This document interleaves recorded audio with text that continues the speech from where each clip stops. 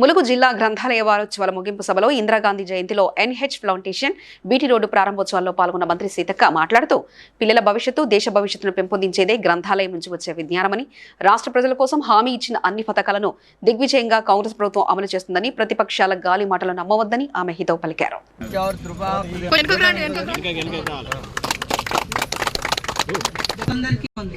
ఉన్నదల్లా ఇక్కడ ఆ యొక్క భూమి చూసినాం, చూసి మేమంతా కూడా ప్రపోజల్ పెట్టుకున్నాం కాబట్టి ఈరోజు మరి ఆ భూమి తీసుకోవాలన్నా కూడా ఇది అలాగ రావాల్సిందే. అట్లానే లాస్ట్ కూడా అవసరమైతే ఆ రోడ్డుకి అటుపక్క అయినా మేము తీసుకుంటాం, మీ ఊరిని పక్క పెట్టైనా అని కూడా అన్నాం.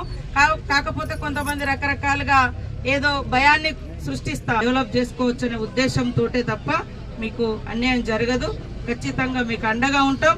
మన గ్రామంలో కూడా మరి ₹1 కోటి ఎన్ఆర్ఈజీఎస్ ద్వారా చెక్ డ్యామ్ కానీ సీసీ రోడ్లు కానీ అవి కూడా శాంక్షన్ చేయడం జరిగిందని తెలియజేసి బడిలోనే ఉంటుంది.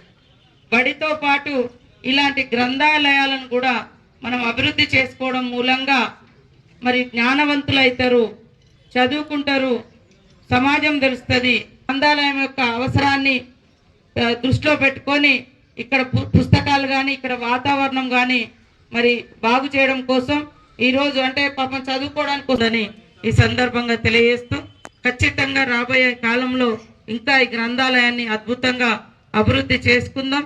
అదే విధంగా టౌన్ కూడా అన్ని. Please like and share, subscribe to BCN Telugu News. Please like, share and subscribe to BCN Telugu News.